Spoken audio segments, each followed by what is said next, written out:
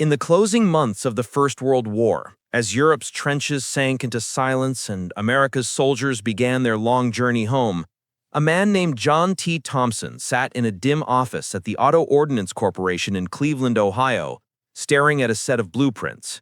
The world was celebrating peace, but Thompson was haunted by what he had seen in France.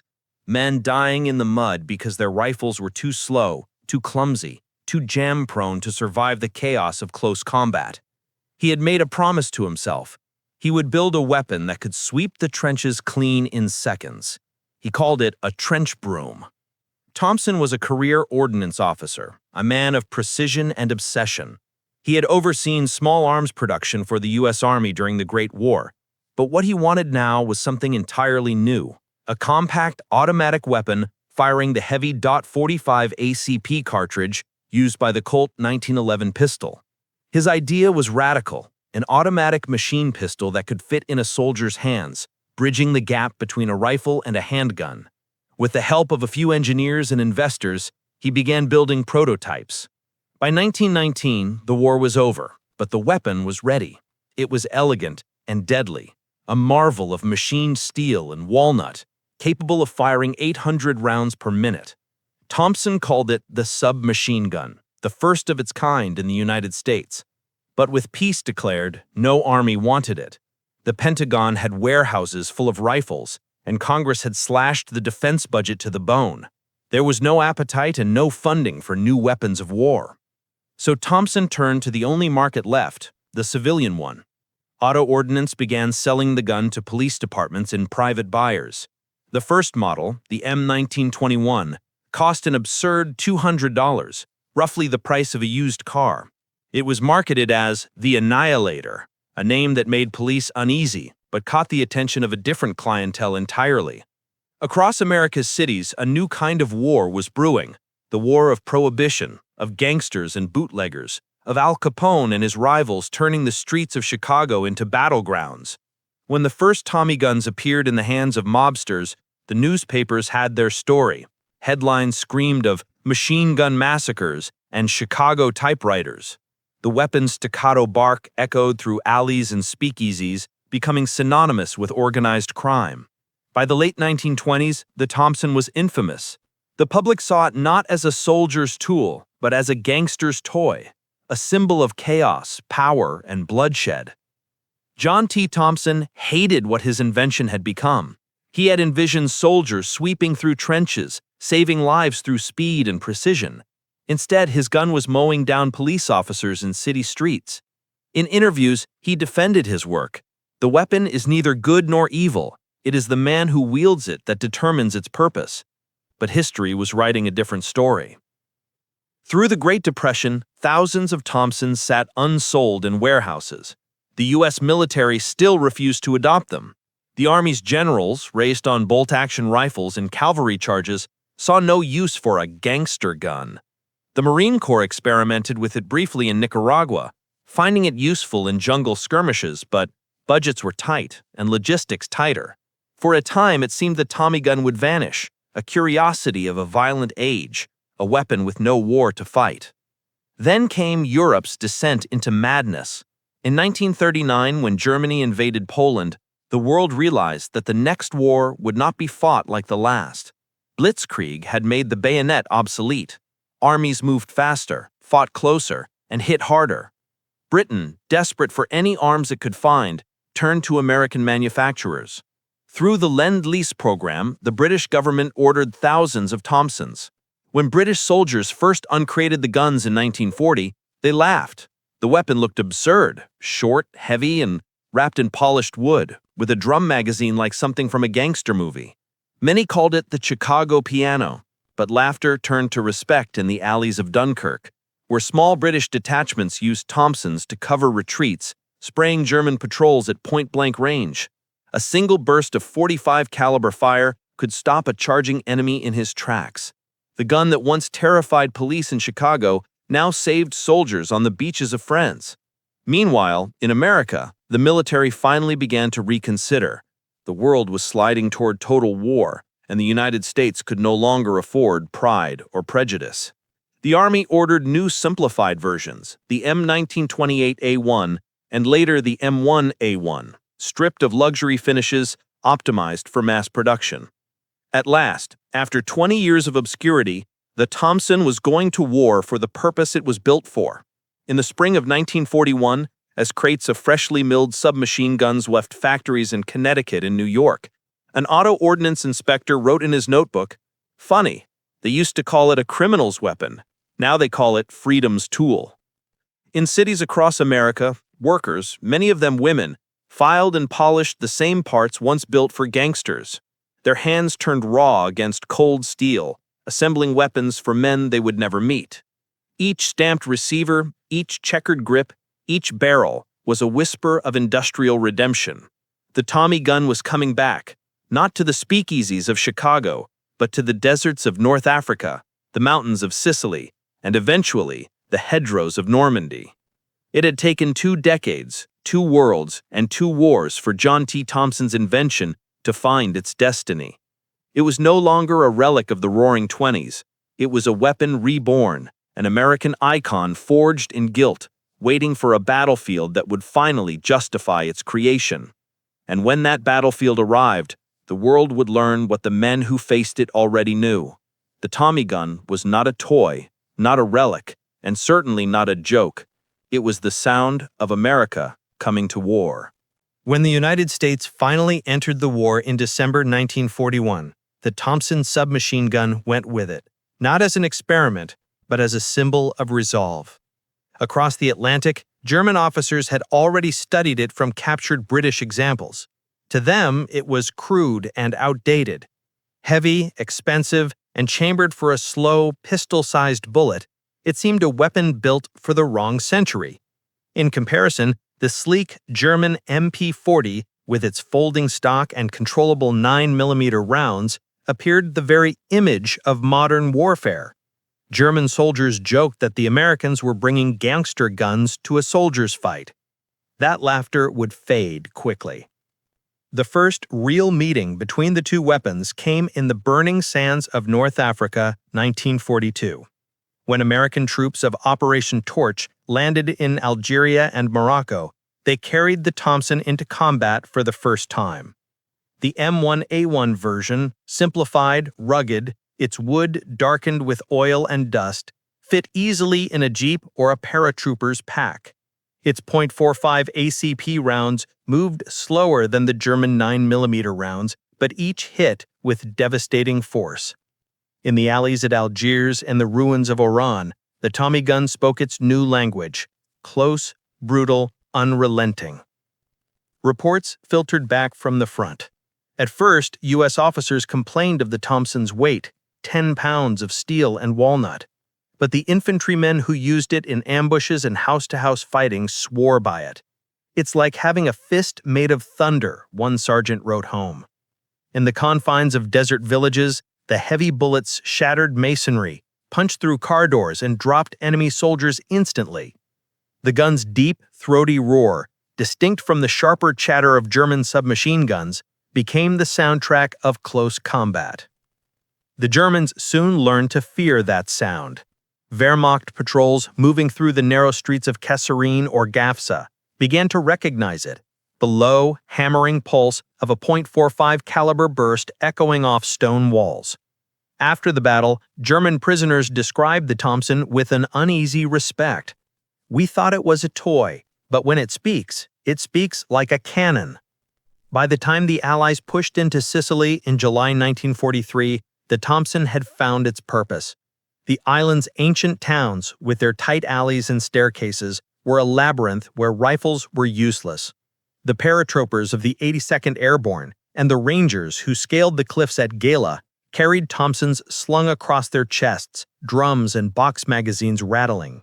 They fought room to room, stair by stair. When an ambush erupted at 10 meters, the Tommy gun's weight and recoil didn't matter, its power did. One veteran remembered. "You'd round a corner and the whole world would explode. You didn't aim, you swept. The Thompson made you feel like you could punch through anything." The Germans were still confident in their MP40s, calling them Schmeissers, a weapon of precision designed for professional soldiers. Yet in battle, their 9mm rounds often lacked the stopping power needed in split-second duels. Many German squads began scavenging captured Thompsons when they could find them, despite the difficulty of obtaining ammunition. The American gun kills in one hit. It's heavy, yes, but it ends a fight fast, one diary read. As the campaign moved up the Italian peninsula, the Thompson earned its legend. In the Anzio beachhead, surrounded by artillery and snipers, American infantry dug shallow foxholes between shattered villas. Patrols crept through orchards and ruined streets at night, and every man wanted a submachine gun beside him. Those who carried Thompsons became the backbone of every squad, clearing bunkers, storming farmhouses, holding alleys when the Germans counterattacked. It was not a perfect weapon. Its rate of fire consumed ammunition like a furnace, magazines jammed in the dust and mud. It was loud, kicking like a mule. But in the moments that mattered, the blind chaos of 10-yard firefights, it was unstoppable. Photographs from that year show the transformation of its image. No longer polished and glamorous like the Chicago days, the Thompson now appeared scratched, blackened, its stock scarred by bayonet marks and sweat.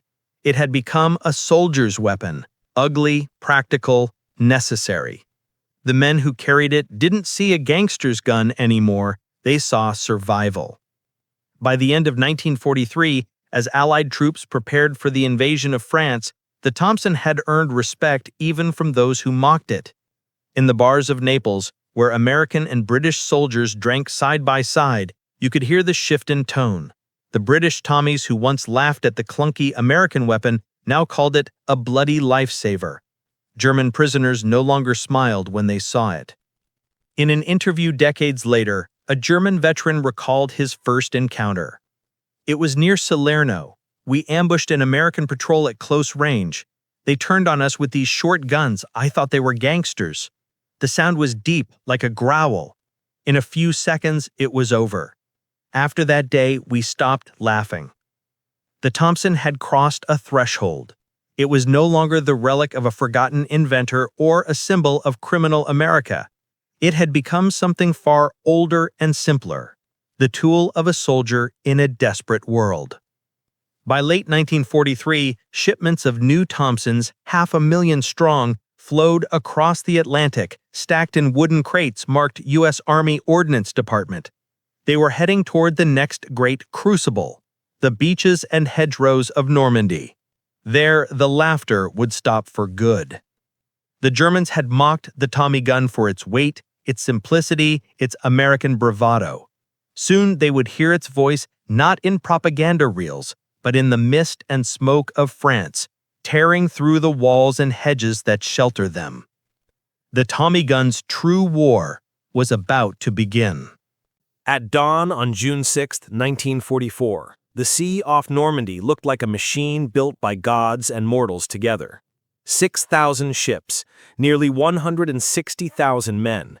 Above them, the roar of engines, the sound of an entire civilization crossing an ocean to take back a continent, and among them, in the gloved hands of paratroopers and infantrymen alike, the cold weight of a familiar weapon, the Thompson submachine gun.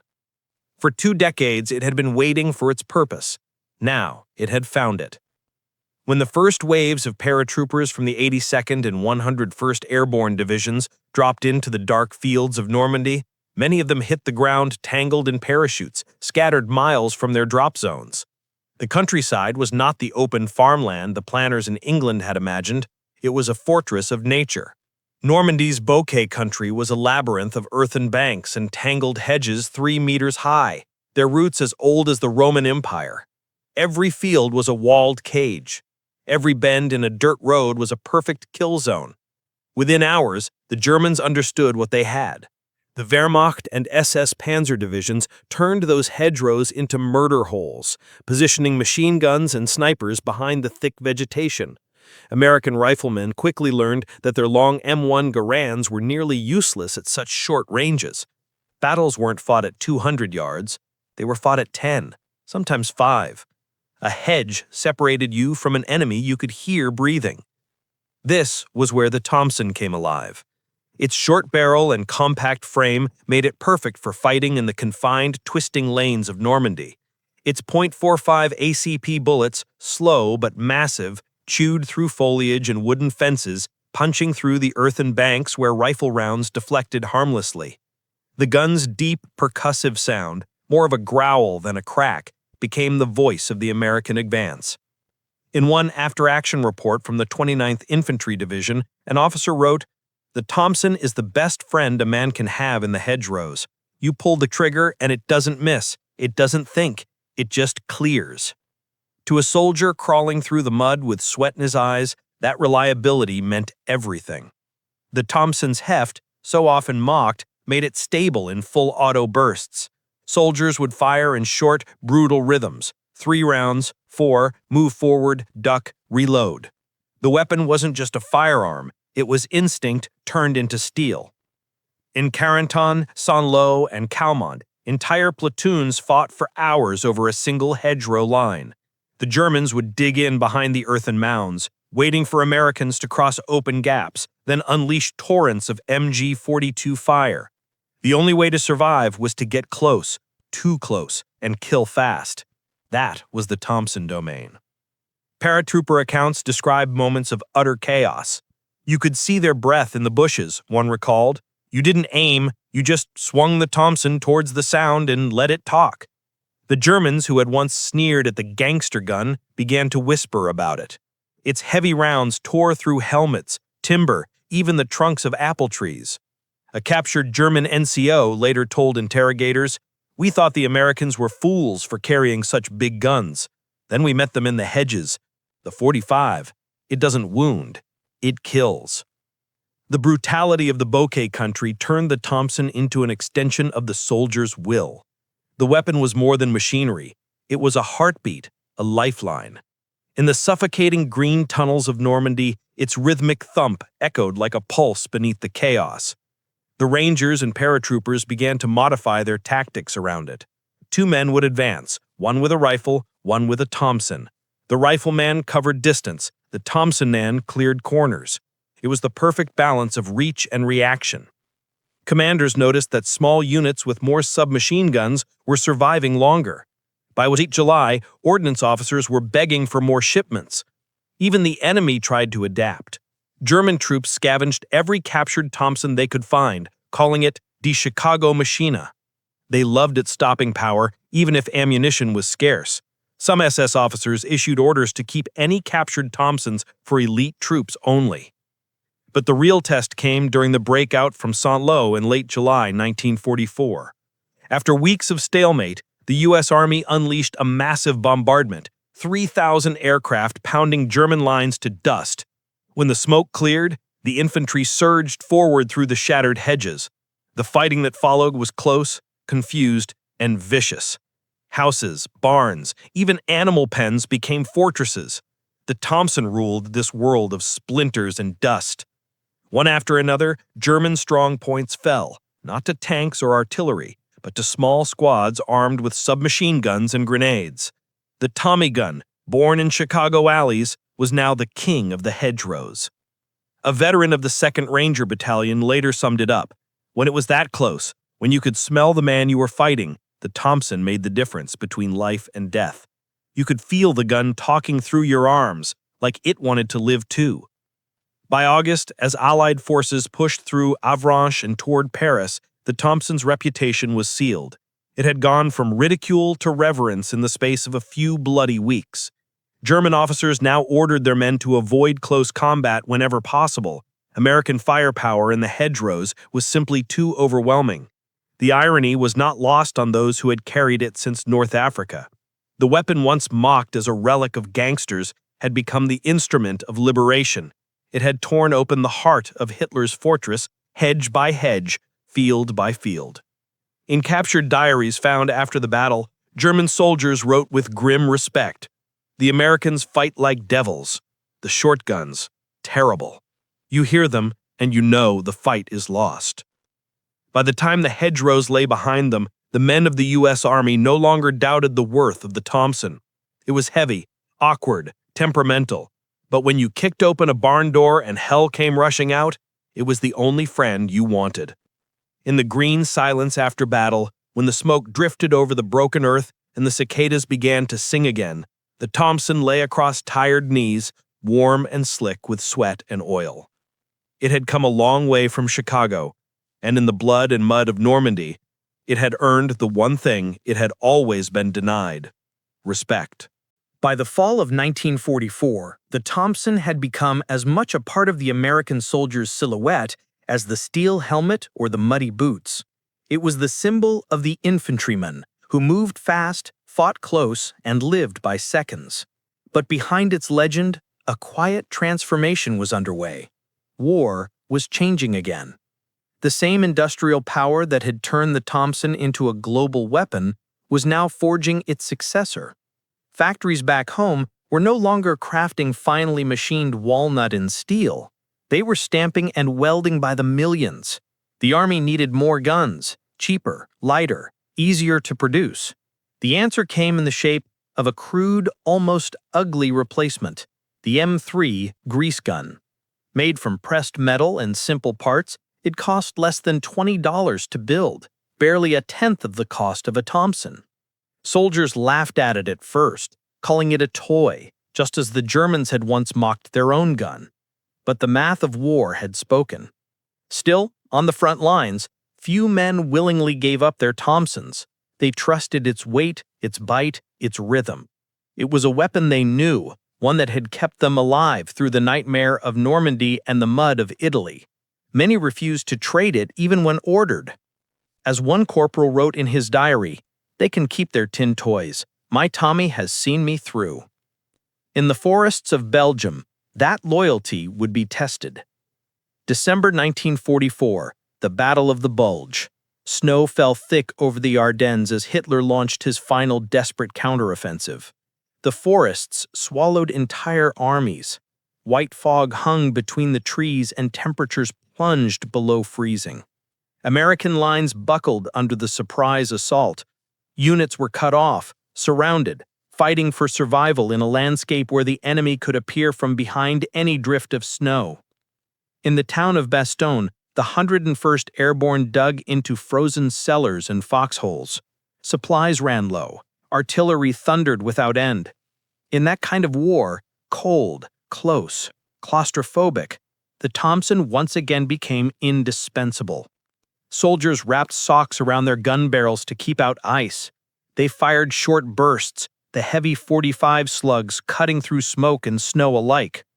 Sergeant Paul Winters of the 327th Glider Infantry later remembered, "At night, you could hear them coming. The crunch of boots, the whispers in German. You'd shoulder the Thompson, and the sound it made when it went off, it was like tearing the night in half. It kept you from feeling alone." In those frozen woods, the Thompson wasn't just a weapon, it was identity. It was America's heartbeat echoing in the cold. The soldiers who carried it began to speak of it almost superstitiously. They cleaned it like a ritual, wrapped it in rags like a relic. It had weight, but also presence, something solid in a world that was falling apart. For the Germans, the tables had fully turned.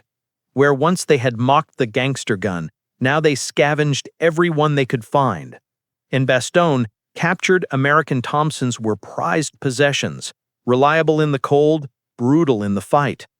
But ammunition was scarce, and those who carried them did so as trophies more than tools.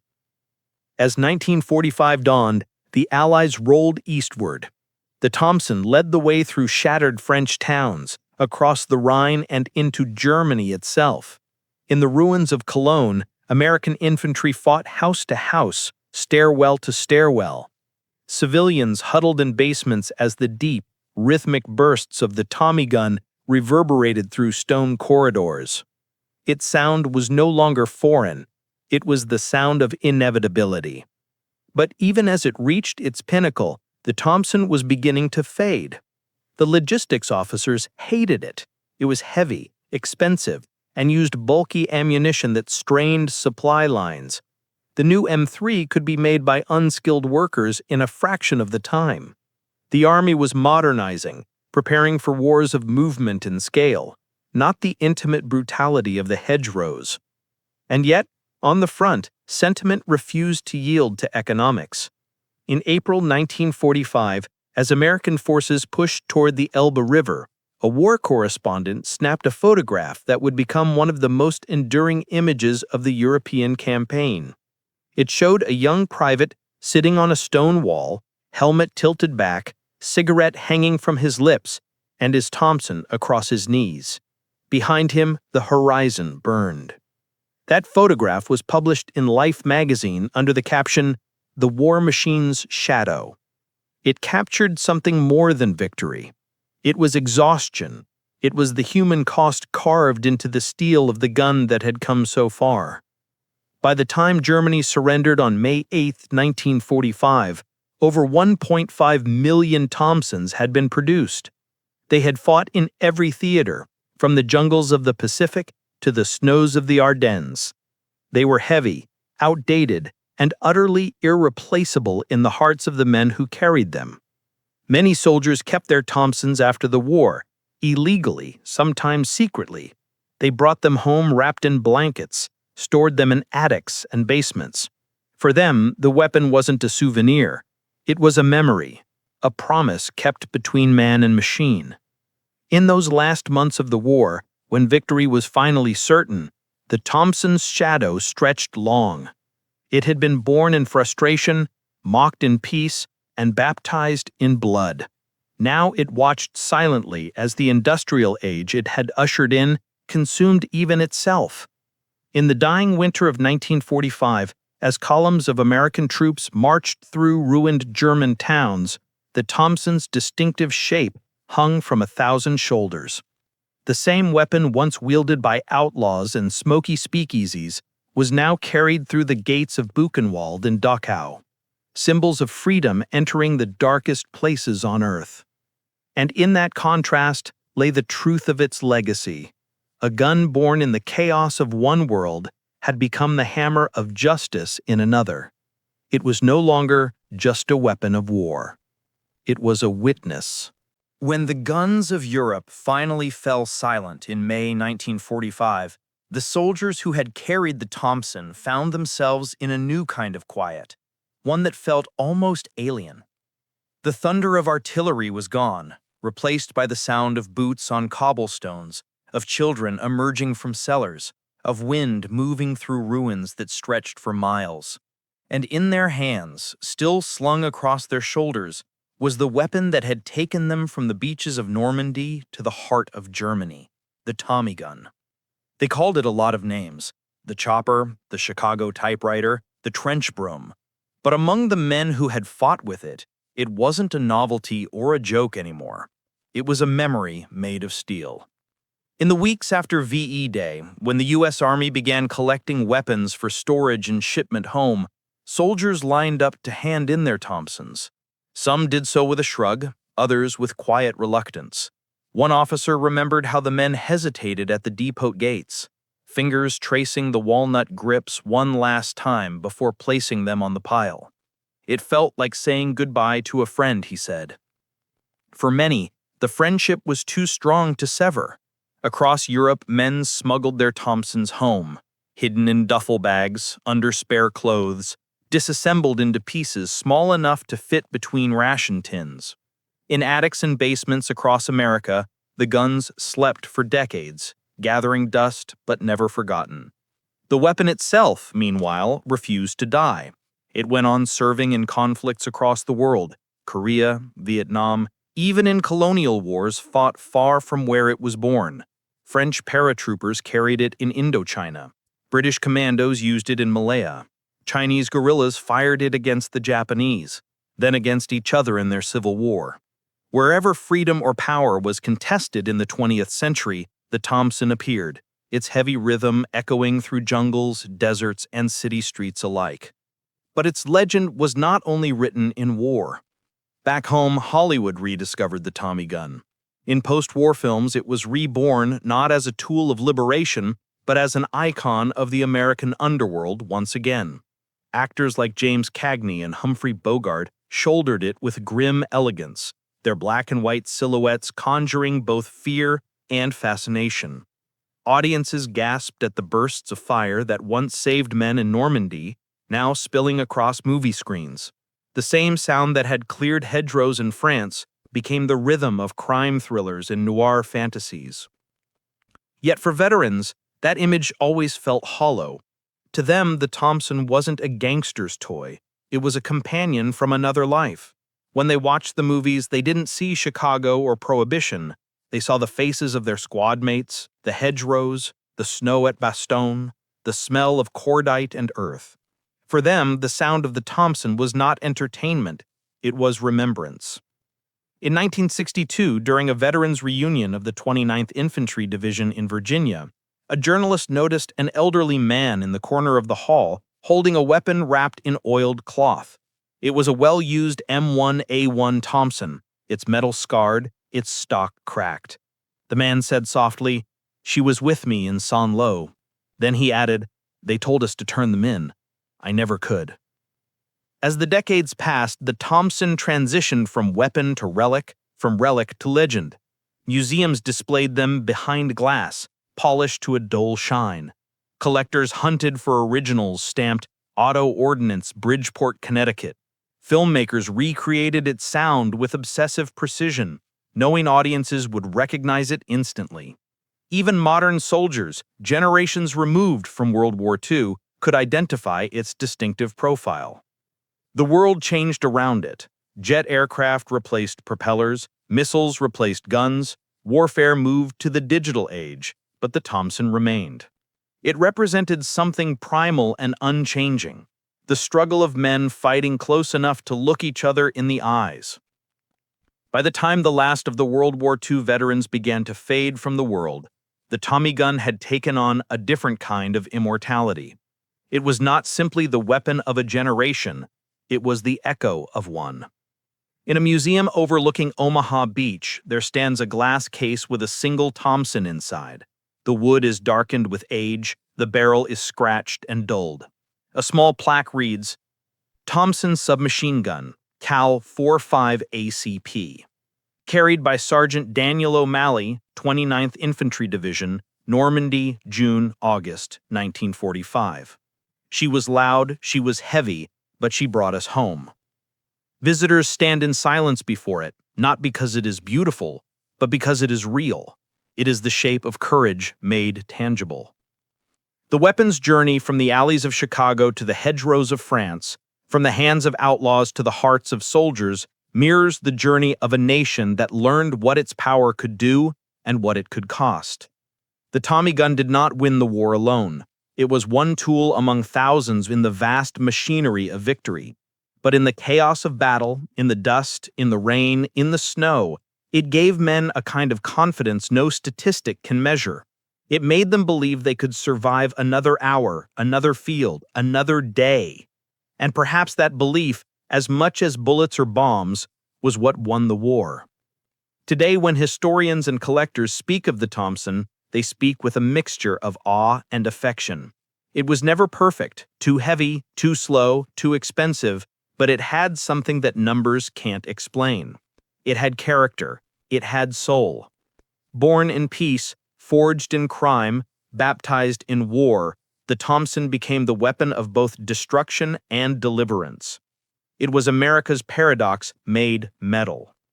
And so when you hear its deep, pulsing rhythm in an old newsreel or a grainy film clip, when you see the glint of that curved magazine and the steady hands that held it, remember this: it was not just a gun, it was a story. A story of fear turned to respect, of ridicule turned to reverence. A story of men who carried it through the worst days of their lives and came home to tell the world what it had done. The gangster's gun had found its redemption, and the legend of the Tommy gun would never die.